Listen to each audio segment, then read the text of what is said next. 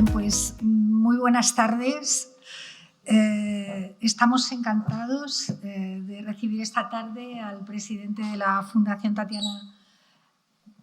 Pérez de Guzmán el Bueno, don Teodoro Sánchez Ávila, a su director académico, don Álvaro Matuz,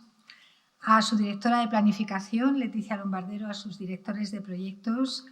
Jesús Zamora, y, por supuesto, a todos ustedes que han venido esta desapacible tarde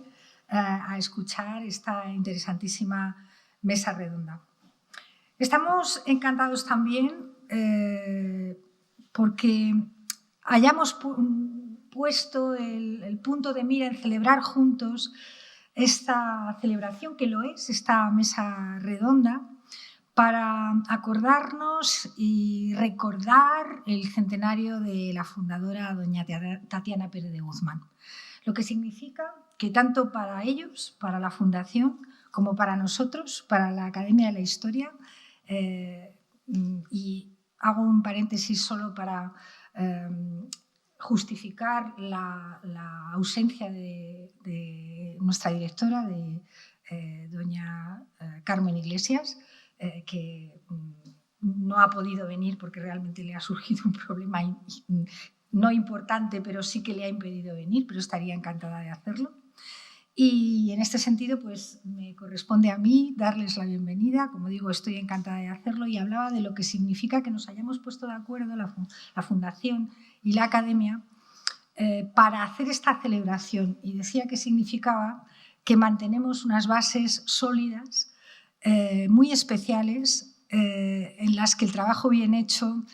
es nuestra senda, por un lado, y nuestra seña de identidad, por otro. Hace ya 5 años, en 2019, la Fundación Tatiana, incorporada a nuestra nómina de protectores especiales, entendió que visibilizar y difundir nuestra conexión con el pasado, teniéndolo en cuenta como precedente de nuestra realidad, era un medio privilegiado para iluminar nuestro presente. Un modo dinámico y crítico de procurar situar a los seres humanos en su compleja realidad para alejarnos de interpretaciones históricas superficiales, presentistas o maniqueas.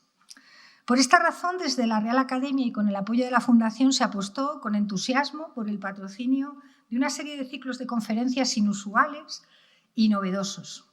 Los 3 primeros tuvieron como objetivo arrojar luz sobre la cuestión recurrente de la utilidad social de la historia, poniendo en valor la investigación histórica y la importancia de su conocimiento, dando lugar a un libro editado en 2022 en el que, con un lenguaje asequible y cercano, los académicos que intervinieron en las conferencias explican desde marcos conceptuales muy actualizados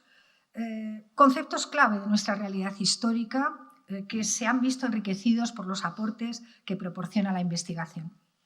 En este sentido, la sensibilidad de la Fundación Tatiana para poner al alcance de la sociedad y de los investigadores su archivo histórico a través de una plataforma digital ejemplar, que tuvimos el placer de presentar aquí también, dice mucho de la responsabilidad que tiene asumida la Fundación desde sus orígenes, con el descubrimiento y la transmisión de ese conocimiento histórico,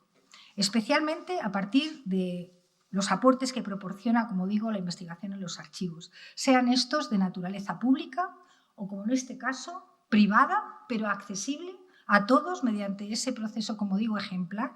de digitalización que han emprendido y que realmente tiene, en fin, ya tiene muchísimos usuarios, y cuando acabe será una obra ímproba.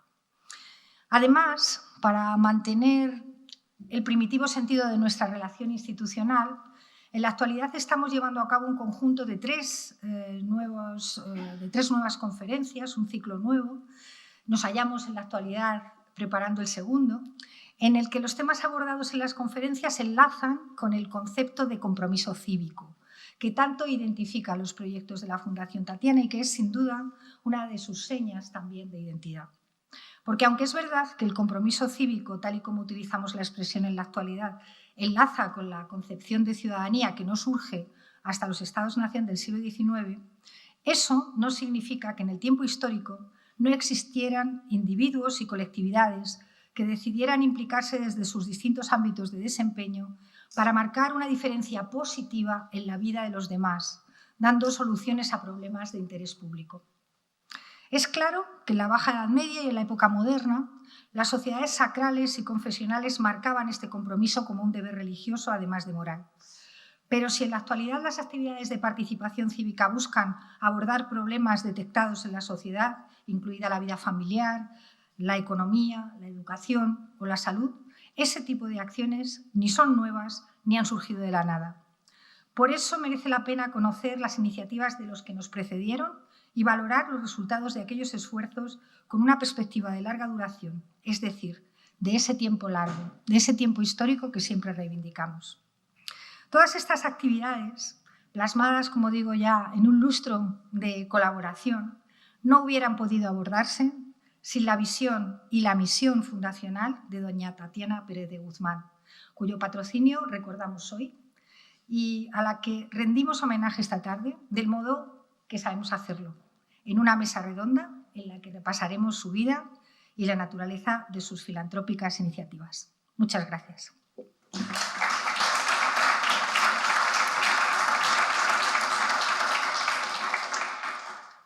Muy bien, pues doy la palabra, en primer lugar, a doña Leticia Ruiz, la directora de las Colecciones Reales de Patrimonio Nacional. Estamos encantados de que esté en nuestra casa. Y ella nos va a hablar de las mujeres de la Casa de los Austria en el mecenazgo artístico de la corte, el ejemplo de Juana de Portugal y las Descalzas Reales de Madrid. Tiene la palabra. Muchas gracias, Carmen, y muchas gracias a la Academia y también a la Fundación Tatiana por invitarme a estar hoy aquí. La verdad es que a propósito de una figura como Tatiana Pérez de Guzmán el Bueno, que no tuve la suerte de conocer, pero sí que a través de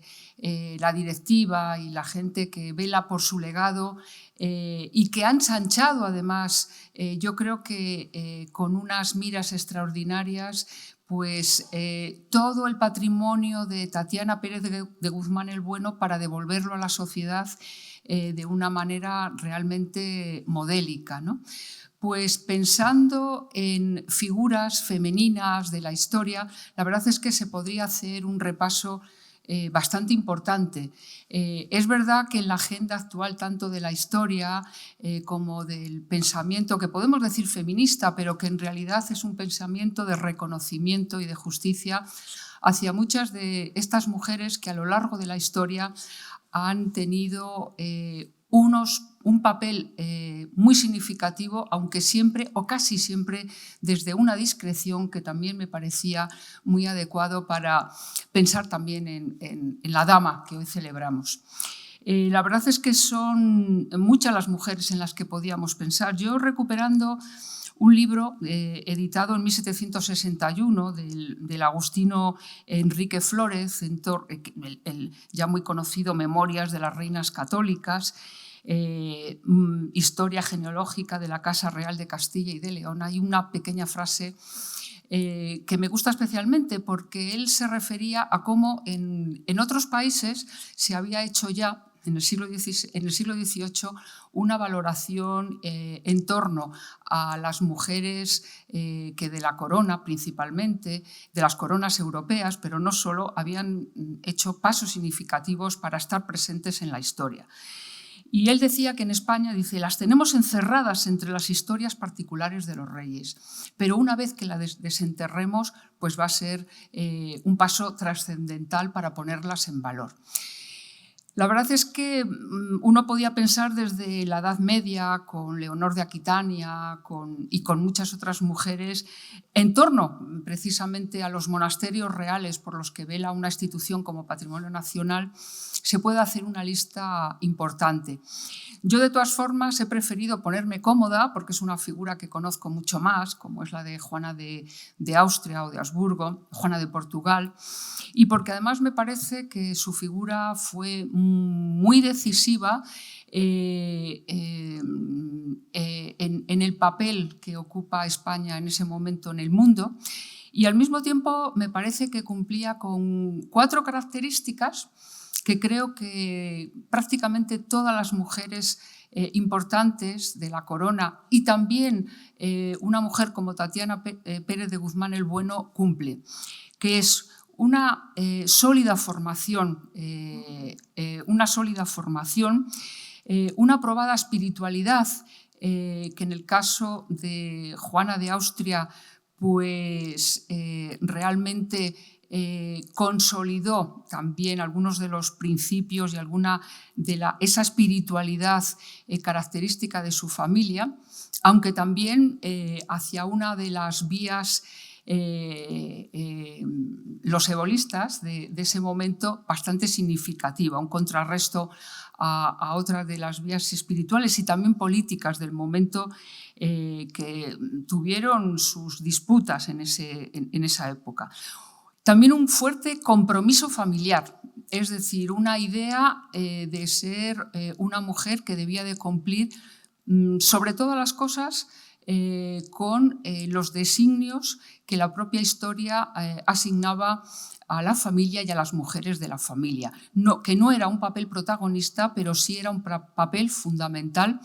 en muchos momentos de la historia, y ella lo demostró con creces. Y luego la vertiente del mecenazgo artístico, un mecenazgo artístico que significaba aunar arte, piedad y los signos de poder que una dinastía como los Habsburgo requirieron en su momento. Bueno, pues estas 4 características me parece que son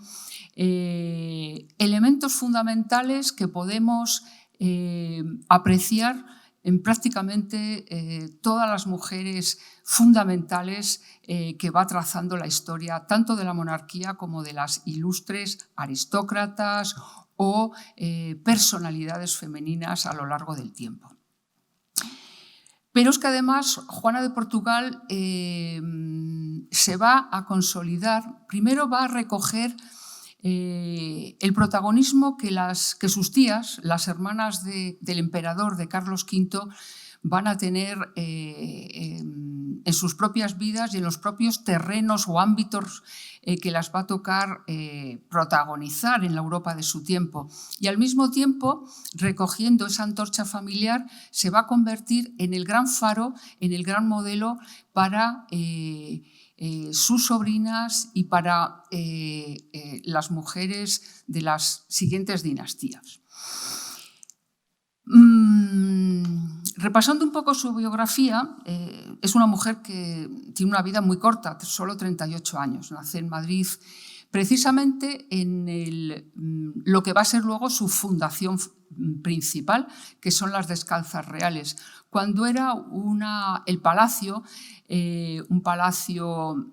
podemos decir que discreto, pero que había sido el palacio del contador Alonso Gutiérrez, el contador de su padre, de Carlos V. Y cumpliendo casi como un designio divino y también familiar, con el paso del tiempo lo va a convertir, y también por consejo de alguien que va a ser básico en su vida, como es Francisco de Borja, el futuro San Francisco de Borja, que va a ser dar acomodo a la comunidad religiosa que la familia había fundado en Gandía, y eso va a ser las Descalzas Reales, donde pues, el lugar en el que nace la princesa se va a convertir también en el lugar de fundación y al mismo tiempo en el lugar de enterramiento, con lo cual es un espacio muy significativo y muy especial, que al mismo tiempo se adelanta en muchas de sus consideraciones a la gran empresa fundacional de su hermano, de Felipe II, que es el monasterio del Escorial. En otras dimensiones, en otra ambición, pero realmente es el proyecto previo y, ¿por qué no?, también inspirador en muchas cosas de su hermano. Realmente Felipe II sabemos que admiraba mucho a sus 2 hermanas, a la emperatriz María y a Juana, y realmente vamos viendo cómo las apoya en todas sus iniciativas de una manera pues, constante y muy decidida. Pero realmente doña Juana, después de cumplir el primer designio familiar, que es ser princesa de Portugal y trabar esas alianzas familiares tan importantes para consolidar el poder de la familia, cuando se casa con 17 años con el príncipe de Portugal, primo además, con el príncipe João, Juan de Portugal, menor que ella, con 15 años, pues se traslada a Lisboa, donde va a permanecer muy poquito tiempo. Su esposo muere enseguida, sin todavía ella dar a luz, lo hará en enero de 1551, y en mayo se la pide desde España que regrese, en principio temporalmente, para convertirse en regente por ausencia tanto de su padre como de Felipe II. Este todavía no era rey, era príncipe, porque iba a casarse con María Tudor, y en ese momento su padre le nombra rey de Nápoles. Pero ella marcha a Valladolid, donde hace esa primera renuncia, que se va a convertir en una renuncia continuada, porque no va a volver a ver más a su hijo,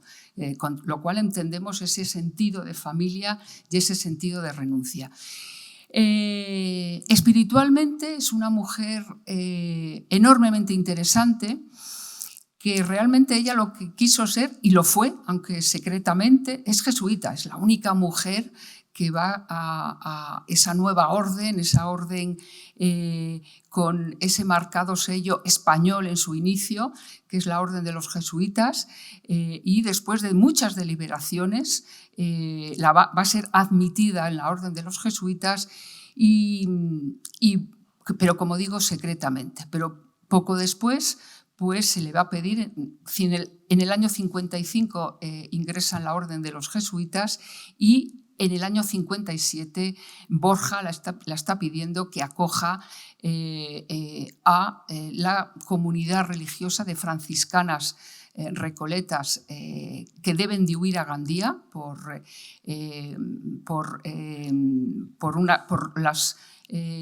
los ataques, por las amenazas otomanas, turcas, mejor dicho, a la zona, y acoge primero en Valladolid y luego finalmente en Descalzas. Ya en el año 59 es cuando finalmente el monasterio se abre, después del paso de dos abadesas ligadas a la familia de los Borja, y ahí hace esa fundación, y ahí va a ser un lugar fundamental de la familia también. Es un lugar en el que con su cuarto real van a pasar temporadas importantes, tanto las reinas, las infantas, en ausencia del rey de la corte, y realmente se va a convertir en un ámbito tanto para la vida espiritual como para la vida artística de la corte, por donde van a pasar personalidades como Gaspar Becerra, el retablo perdido ya en un incendio en el siglo XIX, el retablo mayor de las Descalzas Reales, fue una de las piezas iniciales y fundamentales en lo que va a ser la transformación de los retablos anteriores a convertirse ya en un retablo importante, reticular, diseñado por uno de los grandes artistas españoles, pero con una formación fundamental en Roma, como fue Gaspar Becerra,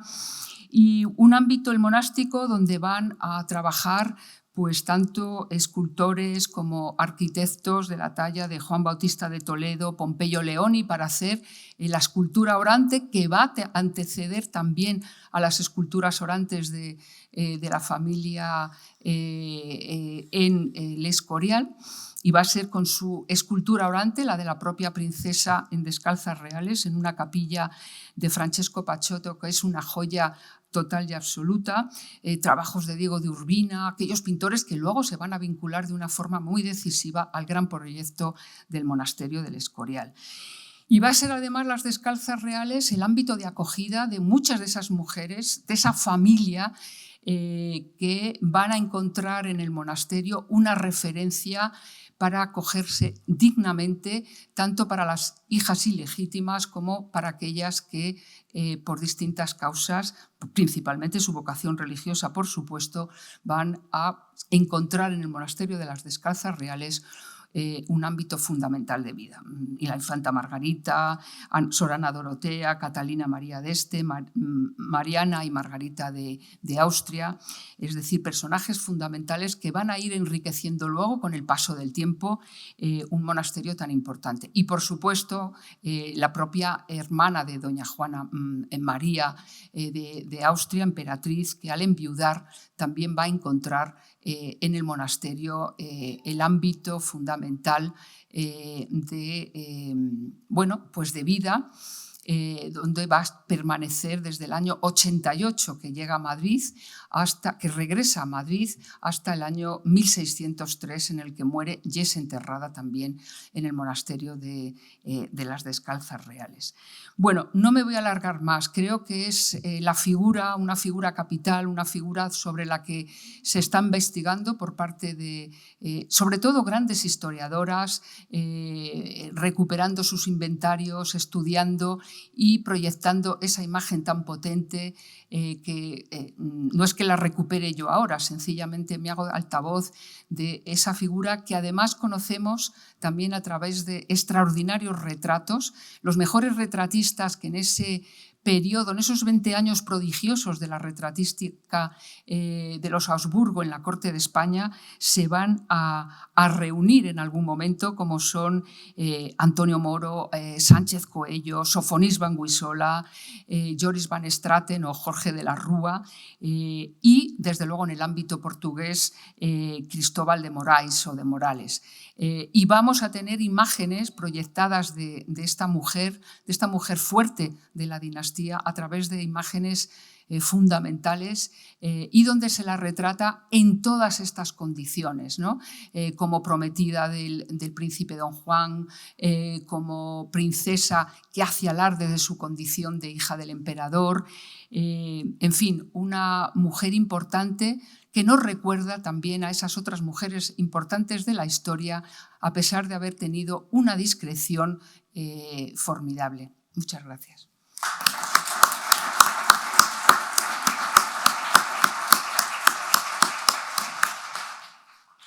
Pues a continuación tiene la palabra don José Luis Díez, académico de número de la Real Academia de la Historia, que nos va a hablar de la colección de arte de Tatiana Pérez de Guzmán el Bueno. Muchas gracias, excelentísimos señores académicos, señor presidente y director de la Fundación Tatiana, señoras y señores. Realmente la intervención de mi querida amiga y colega doña Leticia Ruiz, yo creo que sí es el mejor marco a la hora de introducirnos en algo, también quiero ser muy breve, de los que yo le quiero hablar, ¿no? en hablar de la colección de arte de doña Tatiana Pérez de Guzmán el Bueno, por una razón, salvando todas las distancias que ustedes quieran, en el sentido de que estamos hablando de una mujer con un sentido del linaje, con un sentido de la dinastía, si lo quieren llamar ustedes, y con un sentido de la responsabilidad de lo heredado, es decir, tanto en doña Juana, pero vamos a centrarnos en doña Tatiana, es decir, el hecho de pertenecer a una familia, descender de distintas ramas familiares,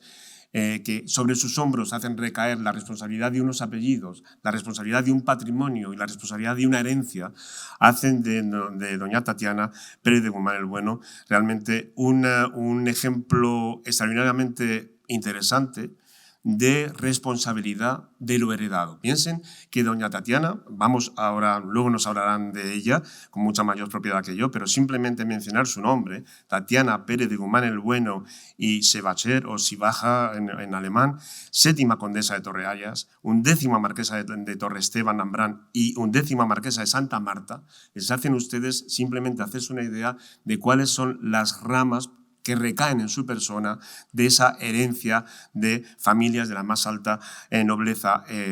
española. Y en ese sentido, cuando uno enuncia la colección de arte de doña Tatiana Pérez de Guzmán el Bueno, nos puede hacer pensar en un principio de una actividad, de una actuación de doña Tatiana como coleccionista activa, es decir, con alguien que tiene un interés por formar una colección que responda a su perfil personal. Mucho más complicado es haber llegado a nuestros días de su mano y luego, de la mano de su fundación, una colección heredada de alguien que tenía otros intereses, como luego nos hablarán sin duda, muy distintos. Una persona que sus intereses fundamentales, sus inquietudes iban más por el campo de la naturaleza o luego con su matrimonio más por el campo de la ciencia, hubiéramos podido pensar que todo eso heredado de alguna forma le daba poco interés o pudiera haber sido objeto de ventas o deshacerse de cuestiones o de obras que a ella no le eran de especial interés. Cosa que sí hicieron otros miembros o antecesores de ella, de las distintas ramas familiares a las que pertenecía. Pero yo creo que doña Tatiana lo que tuvo, a lo que se ve en el reflejo de lo que ha llegado hasta nosotros, es un sentido de la prudencia, de la discreción y del respeto a lo heredado, que yo creo que es una de las rasgos claves de su personalidad, que ha continuado de manera absolutamente ejemplar y también inusual por la fundación que lleva su nombre y que ella llegó a presidir durante un tiempo. Es decir, he heredado esto, tengo que conservarlo y tengo que darle la mejor utilidad posible, pero siempre dentro de una discreción, de una prudencia y de un hacer las cosas a su tiempo y cuando se deben hacer, que, como digo, caracterizan la personalidad de doña Tatiana y también de su fundación. Por eso, el hecho de que sus intereses fueran hacia otro lado hace, para mí, más interesante y más a valorar el que en la parte de colección de las distintas ramas de familia que heredó doña Tatiana, ella tuviera esa intención de conservarla íntegra como algo a respetar y heredado. Ya en la intervención posterior, que continuará la mía, nos hablarán de esas dos grandes residencias un poco identitarias de doña Tatiana, de su herencia histórica, como la finca de Torrearias y el Palacio de los Golfines. Obviamente no voy a hablar de ello, pero esas dos grandes residencias, aparte de la residencia de Martínez Campos, fueron los contenedores de todo ese tipo de objetos que ella había heredado de las distintas ramas de su familia. No estoy solo hablando de pintura, aunque irremediablemente acabaremos hablando de pintura, sino de artes suntuarias, de artes decorativas, de armaduras, de indumentaria y, por supuesto, del maravilloso archivo que comentaba antes doña Carmen Sanz. Pero, es decir, todos esos objetos vividos en los que ella envolvieron su propia vida y que todos ellos, cada uno en su rango, tiene su importancia. También muchas veces estamos acostumbrados, o quizá sin darnos cuenta, acabamos seleccionando de las colecciones de arte, acabamos dando su valor por piezas que son especialmente significativas o de especial renombre. Yo creo que el verdadero interés de la colección de doña Tatiana reside en que dibuja perfectamente el perfil de lo que eran las colecciones nobiliarias en el siglo XIX en España. O sea, piensen que, aunque ella pertenece a la alta nobleza y esos apellidos heredados y esa responsabilidad heredada viene de muchos siglos atrás, realmente el tipo de colección del que estamos hablando es muy característico del siglo XIX, de la época isabelina, incluso de la época alfonsina. No voy a entrar en muchas disquisiciones genealógicas, pues que seguramente me equivocaría y será el director de la fundación quien nos hable de doña Tatiana y de sus raíces familiares, pero sí simplemente para que lo tengan de manera muy simple, tengan ustedes en la cabeza que las ramas fundamentales de las que a ella le viene su herencia, la herencia de la colección familiar, son por parte de padre del marquesado de Santa Marca, a partir de la colección que genera don Enrique Pérez de Guzmán, marqués consorte de Santa Marca, y por el lado de su madre a través del marquesado de la Torrecilla, de su bisabuela doña María Josefa de Arteaga y Silva. Es decir, estas dos ramas, bisabuela paterno, bisabuela materna, son dos colecciones que en el siglo XIX tuvieron cierto renombre. Es decir, no es infrecuente ver en colecciones actuales piezas que proceden del marqués de la colección del marqués de la Torrecilla o del marqués de Santa Marca, pero siempre de otras ramas de la familia que no fueron de doña Tatiana. Es decir, hay piezas de renombre que ahora en nuestros días están en otras colecciones, pero no, como digo, en el caso de doña Tatiana, en que están preservadas todavía en la colección de la fundación que lleva su nombre. En el caso de Enrique Pérez de Guzmán,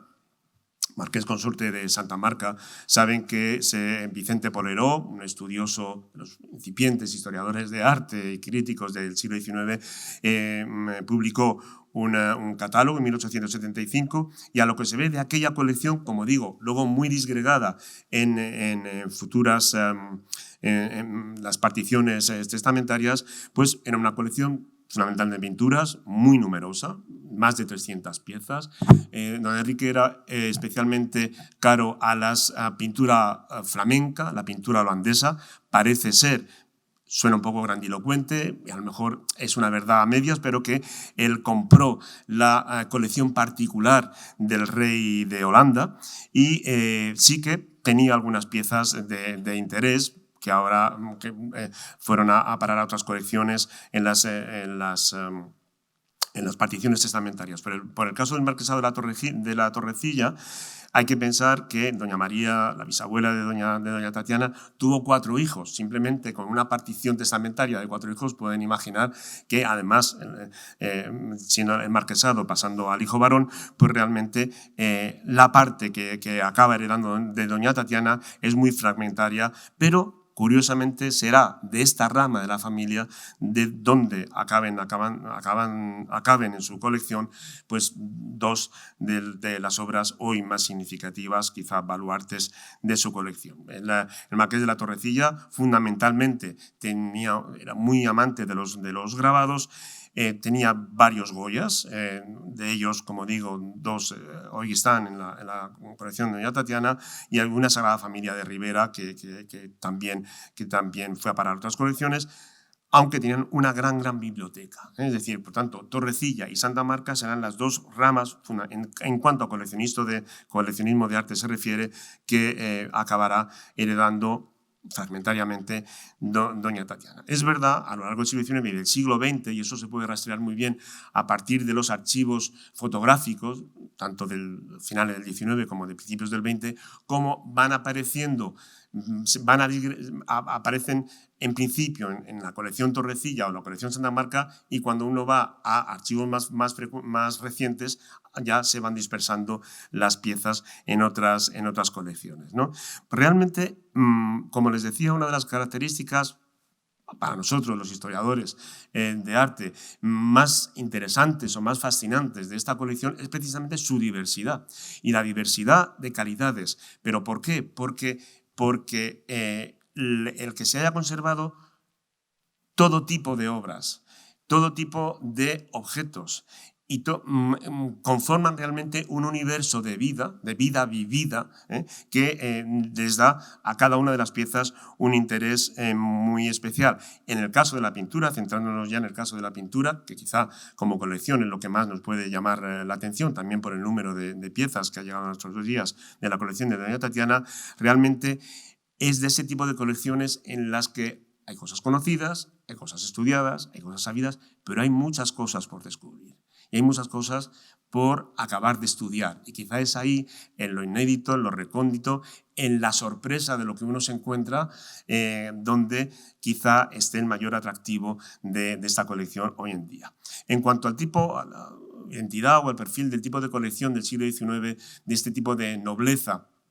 del siglo XIX, es muy característica, es decir, eran grandes residencias donde realmente con un carácter, por un lado, decorativo y por otro lado, de prestigio del propio nombre, de la propia colección, pues eran residencias que estaban llenas o bastante colmadas de obras de primitivos flamencos. La pintura flamenca y la pintura italiana, obviamente, como las 2 grandes escuelas, aparte de la española, tenían siempre una especial representación. Además, en los años centrales del siglo XIX y finales del XIX, hay un gran comercio de pintura flamenca enormemente numerosa, y ustedes hoy en día las ventas públicas de subastas, etcétera, o cuando visiten alguna colección verán, es muy frecuente el tipo de pintura flamenca, casi siempre decorativa, y por supuesto la pintura barroca española, que es la que da prestigio, los grandes nombres del pasado. Hablar de Rivera, hablar de Velázquez, ¿no? En el caso, ya os digo que había obras de Rivera. Y luego copias de grandes maestros, que realmente nosotros en nuestro tiempo tendemos a darle poca importancia a las copias del 19. Pero piensen que incluso en la propia colección real, y eso mi compañera Leticia Ruiz lo sabe bien, incluso ya con las obras originales en el Real Museo de Pinturas, los propios reyes, la propia reina Isabel II quiere tener copias de esas grandes obras en su colección para disfrutarlas y ponderarlas todos los días. Pues bien, ese comercio de copias de los grandes maestros del siglo XIX, del siglo de oro, también es bastante frecuente en el XIX y hay algunos testimonios de ellos en la colección Tatiana. También es interesante y es bastante general que estas colecciones quieran prestigiarse con retratos reales, es decir, tener uno en casa, un retrato del rey, tanto del rey en ejercicio como de reyes pasados, por un lado refuerza o subraya la vinculación histórica de esa familia con la monarquía, con la corona, y por otro lado prestigia la propia colección. De eso también hay testimonios muy interesantes, además, algunos de ellos en la propia colección de doña Tatiana. Por otro lado, uno encuentra en este tipo de colecciones, también en la doña Tatiana, retratos de familia. Obviamente los retratos de familia son los que justifican ante un visitante o ante un familiar la pertenencia a un linaje. Es decir, yo desciendo de esta persona que está retratada y que tengo en mi salón. Y eso, en el caso de doña Tatiana, ya hemos dicho su respeto y su prudencia y su responsabilidad a la hora de conservar, pero en el caso de otras colecciones que han sido vendidas, eran los cuadros que casi nunca se vendían, por una razón, porque por un lado, el identificar un retrato, aunque fuera de un artista prestigioso, a la venta de un familiar de uno, estaba dando a entender que la familia estaba cayendo en decadencia, ¿no? Y por otro lado, un retrato siempre es más difícil de vender y colocar en una casa ajena si no es familia tuya directamente. Por tanto, siempre los retratos acaban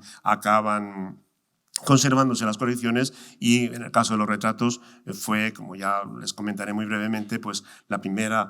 conexión que tuve yo con la Fundación Tatiana, ¿no? Por tanto,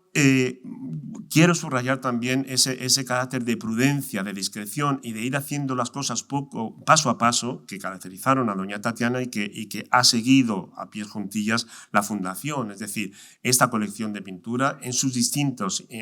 puntos de interés se va dando a conocer paso a paso y de la manera más que la Fundación entiende más adecuada y en el momento justo, ¿no? Y como les decía, tanto mi compañera Leticia Ruiz como yo tuvimos ocasión ya hace muchos años de acceder a la colección, en mi caso, pues para redescubrir obras que solamente conocíamos por fotografía, ¿no? Obras como, en mi caso, en el caso de retratos del siglo XIX, pues nada más y nada menos que de José de Madrazo,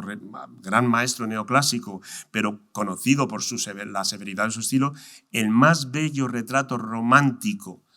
pintado por José de Madrazo y uno de los más bellos retratos masculinos del romanticismo español, el retrato del Marqués de Santa Marca, estaba y está en la colección de Tatiana. Imagínense eso para un historiador del arte que conoce una obra solamente por fotografía, ¿no? Y, por supuesto, los retratos de doña Dolores Salabert y María Josefa de Arteaga, madre de Dolores Salabert, hija, pintados por Federico de Madrazo, como digo, conocidos siempre por fotografía, pero nunca vistos del natural. Sin duda ninguna, para todos ustedes, quizá el baluarte o los baluartes de la colección de pintura de doña Tatiana sean los dos magníficos, espléndidos bocetos de Goya para la pintura de San Bernardino, de la predicación de San Bernardino de San Francisco el Grande, que hace poco, en el momento justo, cuando la Fundación consideró oportuno, fueron dados a conocer a través de una exposición en el Museo del Prado y que, como les digo, todos los historiadores habíamos visto por fotografía, pero realmente el primer retrato importante, el primer encargo importante de Goya en la corte, los dos bocetos de presentación al rey Carlos III para entrar en la decoración de San Francisco el Grande, realmente es una alegría y un gran descubrimiento el saber que están ahí, haberlos podido disfrutar, ¿no? Como os digo, es una colección que no solamente de estos grandes nombres, no solamente de estas piezas conocidas reside su interés. es muy interesante todo lo que queda por descubrir. Puede, no, grandes nombres, algunos sí, u otros no, pero siempre obras que realmente van a dar luz a artistas o a las obras mismas a la hora de su estudio para conformar un poco el acervo de la propia colección, ¿no? Finalmente, para terminar, y no quiero extenderme más, solamente quiero subrayarles una cosa. Ese sentido también de la herencia ha tomado el testigo la propia fundación, ¿no? A la hora de esa discreción y de ese sentido de la prudencia en la que para mí una de las experiencias más interesantes que yo he vivido desde el punto de vista museológico ha sido la recuperación para visita pública del Palacio de los Golfines. Por una razón, porque generalmente lo más habitual en este tipo de recuperaciones en otro ámbito, en otro tipo de intereses, es que en una construcción, en un palacio medieval, se tienda a un historicismo de recuperar espacios originales cuando uno acaba de perder, no acaba de visualizar, de oler realmente en la sensación de una residencia vivida. En el caso de la visita al Palacio de los Golfines, una sorpresa, pues todos lo conocerán ustedes, pero si no, desde luego han de tener esa experiencia, ¿no? De entrar en un palacio medieval muy conocido en su exterior, en Cáceres, y dar la sensación de cómo un palacio medieval con unos frescos del siglo XVI, pero con tapices y sillones y lámparas del siglo XIX, dan a entender perfectamente cómo un palacio vivido, cómo una persona como doña Tatiana vivió en su día a día esa herencia del pasado, ¿no? La herencia del pasado que arranca del Palacio de los Golfines y que está igual en el boceto de Goya que en el sillón de su gabinete en el que se sentaba a leer. Vaya, muchas gracias.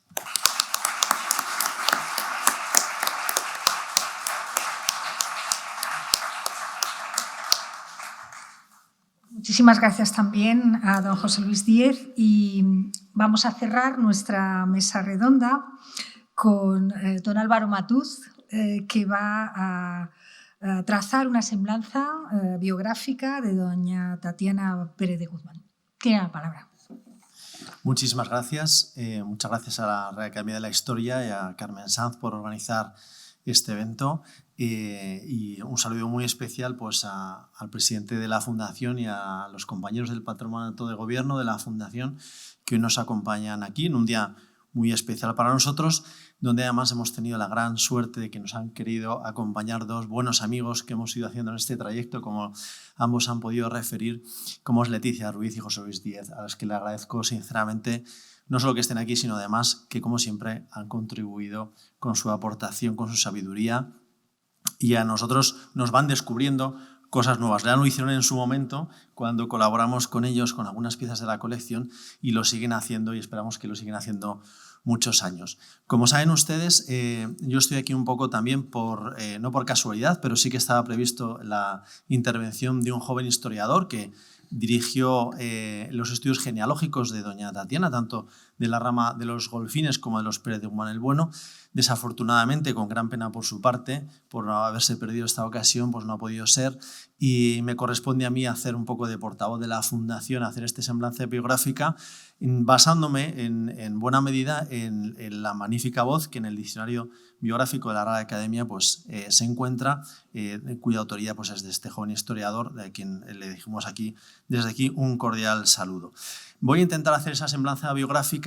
fijándome más en la parte, lógicamente, pues, de su dimensión de conservación del propio patrimonio histórico-artístico que ya ha sido señalado y magníficamente enmarcado en la historia, en primer lugar por Leticia, y en concreto en la parte de la colección, especialmente de la pintura, por José Luis, de manera que yo me dedicaré quizá un poquito más a otras partes de ese patrimonio. En primer lugar, pensaba que estamos celebrando hoy, precisamente el 26 de octubre de 2023, el centenario de su nacimiento. Es muy bonito, es de alguna forma celebrar así su cumpleaños. Es una mujer que para mí es una de las grandes desconocidas de la historia de España y yo creo que para todos, ¿no? Hemos visto que es una es la última descendiente directa que portaba el apellido de Alonso Pérez de Guzmán el Bueno, el apodado El Bueno por su actuación mítica en Tarifa. Sabemos que además ostentó diversos importantes títulos nobiliarios y ya han sido mencionados. Fue condesa de Torre-Arias con Grandeza de España, marquesa de Santa Marta y marquesa de Torres de Esteban Ambrán. Además recibió y administró un importante patrimonio económico, histórico y artístico, con la colaboración inestimable de su marido Julio Peláez Avendaño. Y en este caso sabemos, porque tenemos testigos también en nuestro propio patronato, que ese desconocimiento no se debe tanto o solo quizá no a su condición femenina o a otras circunstancias externas, sino que tenemos constancia cierta de su voluntad positiva de permanecer alejada de los focos y de la atención pública. Solo después de su fallecimiento, en 2012, se supo que había constituido una fundación que lleva su nombre para heredar todo ese importante patrimonio y lo pusiera al servicio de la sociedad mediante acciones en la formación cívica de los jóvenes y la investigación científica, en concreto en el área de neurociencia. Esto hizo que mucha gente se preguntara, ¿quién es esta mujer? ¿Quién es esta persona que con este tan importante patrimonio llevó un estilo de vida tan austero, tan discreto y que además tomó una decisión realmente bastante inédita en la historia de España?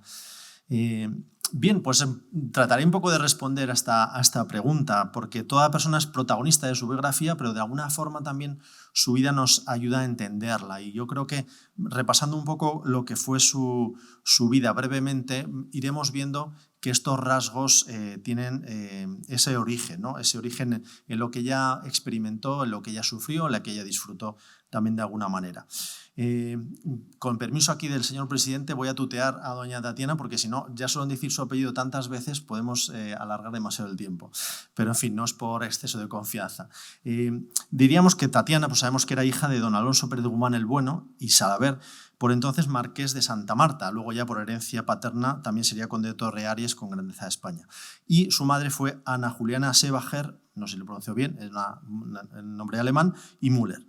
Este matrimonio se había apartado de la vida cortesana de Madrid debido a los problemas familiares, la intransigencia de alguna rama familiar contrarios al enlace de don Alfonso, heredero de una de las grandes casas nobiliarias y que además había emparentado con una rama familiar de gran poderío político, con Ana Juliana, que no pertenecía a la aristocracia. Y no solo que no pertenecía a la aristocracia, sino lo que era peor, era la institutriz de sus primos. Esto ya de por sí un gran escándalo.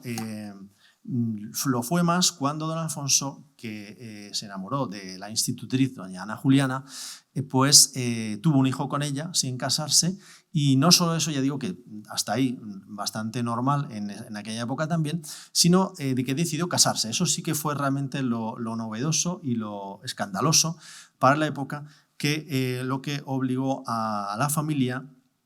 ante el rechazo que esa decisión supuso, a marcharse de Madrid, a marcharse de la corte para no entorpecer, digamos, la opinión pública o la carrera política de otras ramas familiares. Por eso, tras el nacimiento del primer hijo, del hermano de doña Tatiana, Alfonso, en 1919, decidió mudarse a San Sebastián, ciudad donde nacería el día 26 de octubre de 1923, quien fue bautizada como Tatiana María de los Dolores Antonia Tecla. Poco tiempo antes, en 1922, había fallecido su tío Narciso a consecuencia de las heridas recibidas por su heroico comportamiento en la famosa carga de caballería de Azucaj en el último combate de Bater-Tistutín, no sé si lo diré bien, posterior al desastre llamado de Anual. En plena agitación social por este desastre anual y por el reclutamiento forzoso, la muerte de Narciso tuvo un gran impacto público porque también se aprovechó como ejemplo de patriotismo de la clase nobiliaria. Tras varios años de aislamiento social, digamos de autoexilio en San Sebastián, los marqueses de Santa Marta volvieron a Madrid en 1925 y allí vivieron Tatiana, su hermano y sus padres en el recién terminado Palacio de Torre-Arias, situado hoy con la numeración actual en Martínez Campos, General Martínez Campos 27, hoy actualmente arrendado al Tribunal Superior de Justicia de Madrid. Este inmueble había sido mandado construir por su abuelo, Ildefonso, conde de Torre-Arias, que residía en la planta baja junto con su esposa, doña María Salaver. Luego un poco veremos por qué estas referencias a estos inmuebles, como adelantaba José Luis, son importantes en el patrimonio. Allí recibió Tatiana la educación característica de su época y de su posición, con una orientación germánica, vigilada por una madre institutriz alemana y con un especial gusto por los idiomas. Sin embargo, desgraciadamente, pues varias tragedias ocurridas con el paso de los años hicieron que la familia quedara cada vez más reducida. A la muerte de su tío Narciso se sumó la de su tía María, que con 31 años falleció en un accidente de coche en 1927. Su viudo, don Luis de Figueroa, contrajo segundas nupcias con doña Blanca de Borbón, hecho que acabó alejando en cierta medida un poco esta rama familiar de los Pérez de Guzmán el Bueno. La Segunda República transcurrió sin grandes sobresaltos, pero sería la Guerra Civil la que terminó por desmembrar a la familia. El 24 de julio de 1936, a los pocos días de iniciarse la contienda, su abuelo, el conde de Torre Arias, fue asesinado a los 74 años por los milicianos que le sacaron del hotel donde se había refugiado. De forma también trágica y pocas semanas antes de acabar el conflicto, el 4 de febrero de 1939, moría en el frente de Cataluña el joven Alfonso, hermano mayor de Tatiana, con apenas 20 años. De este modo, al volver de Francia, donde se habían trasladado durante los 3 años de guerra, su familia quedó reducida a su padre y su madre, ya convertidos en condes de Torre Arias por la muerte de su abuelo. Tatiana era así la única y última heredera de todo su abolengo, algo que ha destacado también José Luis y Leticia, que le pesó y que de alguna forma configuró su vida y su sentido de responsabilidad. Al encontrar el Palacio Torre Arias con graves desperfectos por la guerra, se instaló un edificio contiguo, que también de su propiedad, que había sido construido en el número 25 con un proyecto del mismo arquitecto César Cort y terminado en 1931, sede actual de la Fundación Tatiana. Allí falleció la abuela de Tatiana, María de los Dolores Salaver, en 1942, pero su título no pasó directamente a su hijo, sino que el hijo prefirió esperar a que Tatiana cumpliera 25 años para que se la adjudicara a ella directamente. Como otras familias nobiliarias, no es raro, pero es significativo, otras familias nobiliarias que habían sufrido la violencia de la Guerra Civil y habían apoyado durante la contienda al llamado bando nacional, sin embargo, los Pérez de Guzmán el Bueno se mantuvieron toda su vida al margen del régimen franquista. Ni participaron en cargos públicos, ni tampoco frecuentaron la vida social de las nuevas clases dirigentes. La joven Tatiana tampoco se cerró al estricto círculo de la nobleza, quizá por haber experimentado sus inconvenientes.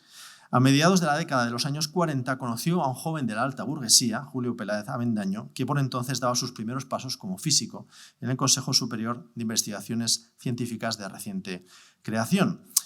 Tampoco ella se paró en mientes para casarse con alguien que no pertenecía a la nobleza y lo hizo en 1948, festejándolo en la quinta de Torre Arias, otra de las propiedades importantes del patrimonio familiar, que lo había sido por adquisición de la familia de los Bedmar y que su padre además quiso esperar ese día para entregárselo como regalo de bodas a Tatiana. El nuevo matrimonio pasó a vivir en Martínez Campos 25, donde falleció también su madre en 1951. A los 2 años, su padre contrajo segundas nupcias con María Belén Ortiz, circunstancia que animó a Tatiana y a su marido a mudar su domicilio a la quinta de Torre Arias de su propiedad. Aunque en los primeros años residieron en el Palacio de la Quinta, un palacio magnífico del siglo XVII, bastante grande, se construyeron en las inmediaciones de la misma quinta un chalet de 100 metros cuadrados, más modesto pero bastante más confortable. Allí pasó el resto de su vida dedicada a la gestión agropecuaria de la quinta, que entonces tenía una gran actividad, y de su patrimonio. Al fallecer su padre heredó sus títulos, pero prefirió seguir viviendo en la quinta, pues era una gran amante de la naturaleza, como ya ha sido puesto de manifiesto, de los animales y de la vida del campo.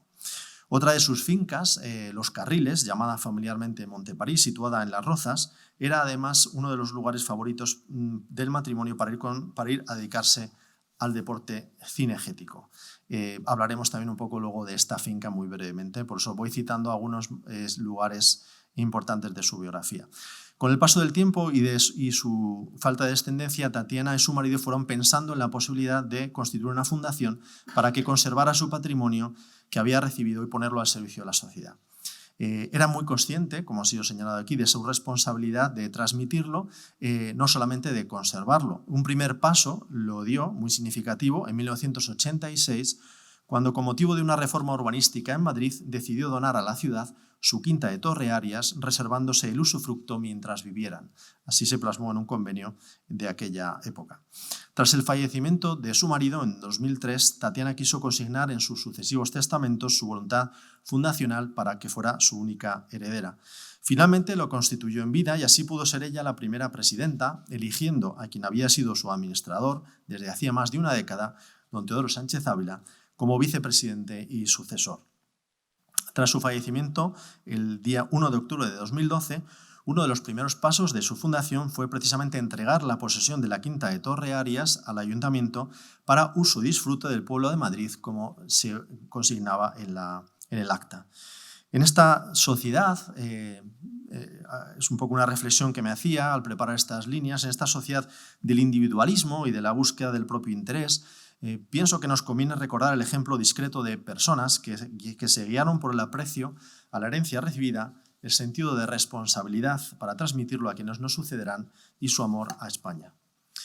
En ocasiones son los personajes que van en contra del espíritu de su época los que contribuyen a salvarla. Tatiana Pérez de Guzmán el Bueno fue una mujer que decidió vivir su vida al margen de los focos, consagrada a conservar el legado que había recibido, consciente de que no era solamente suyo.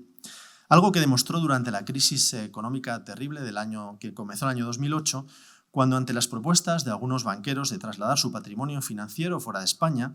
algo perfectamente legal de la manera que se le planteaba, les contestó: este patrimonio es fruto de siglos de historia de España y si España quiebra, nosotros con ella. Probablemente no fue el único ejemplo de patriotismo económico en aquellos días, pero seguro que los que hicieron como ella contribuyeron a que dicha quiebra no se produjera. Hoy no nos viene mal que nos recuerden que España es algo que hemos recibido y que no podemos dar por supuesta su supervivencia.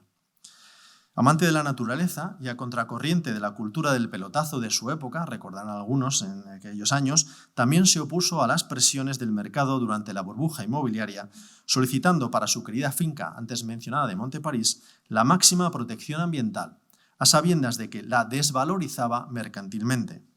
Hoy en día, gracias a esa decisión, es uno de los pulmones verdes del Cinturón de Madrid, donde se llevan a cabo investigaciones medioambientales con un proyecto europeo. Este compromiso de poner su patrimonio al servicio de la sociedad se continúa hoy desde su fundación. Tras varios años de trabajo y una importante inversión personal y económica, el renacentista y ya mencionado Palacio de los Golfines de Abajo está ahora abierto a los miles de visitantes de la monumental ciudad de Cáceres. Allí se conserva también su importante archivo histórico que custodia, entre otras joyas documentales, las cuentas de Isabel la Católica y que se ha digitalizado para ponerlo al servicio de los investigadores de todo el mundo, con además la inestimable asesoría de la Real Academia que hoy nos acoge. Gracias a la voluntad conservacionista de Tatiana y a su fuerte sentido de la responsabilidad histórica, la Fundación ha podido también convertir en un piso museo aquella vivienda de su padre que hablábamos antes, Alfonso Pérez de Guzmán el Bueno, en el edificio de Martínez Campos 25. Con el asesoramiento también de diversos expertos del Museo Nacional de Artes Decorativas, se puede hoy dar un paseo por el tiempo en un piso de principios de siglo, decorado con obras de arte relevantes y que conserva dependencias de servicio de gran interés. Podemos decir, en definitiva, y así lo pensamos quizá en su fundación, que más que grande de España por sus títulos, Tatiana lo fue por su decisión de crear una fundación para poner todo su patrimonio al servicio de la sociedad.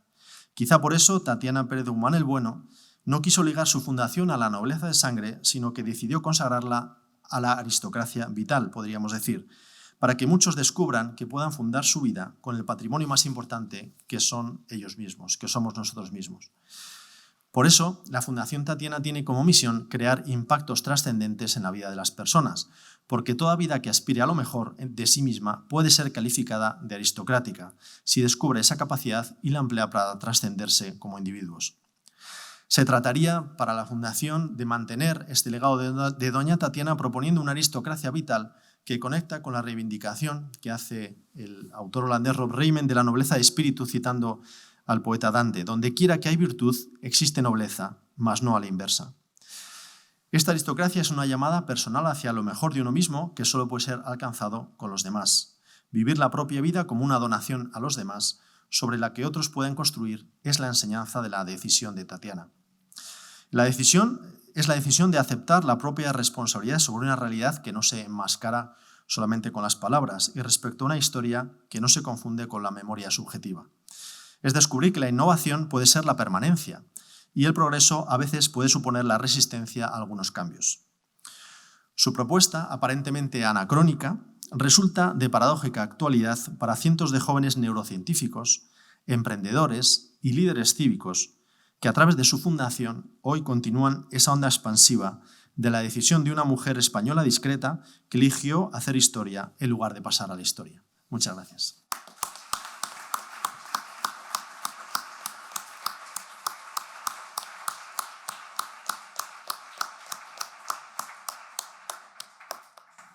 Pues muchísimas gracias a don Álvaro Matuz también por esta magnífica exposición, el resumen de la vida de doña Tatiana Pérez de Guzmán el Bueno, agradeciendo muchísimo de nuevo su interés por esta mesa redonda. Espero que haya cumplido sus expectativas. Desde luego, para mí ha sido magnífica, ha sido una hora extraordinaria y ahora, pues, para celebrar de otra manera el cumpleaños de doña Tatiana, los 100 años de doña Tatiana Pérez de Guzmán, pues pasaremos a tomar un pequeño cóctel. Gracias por todo.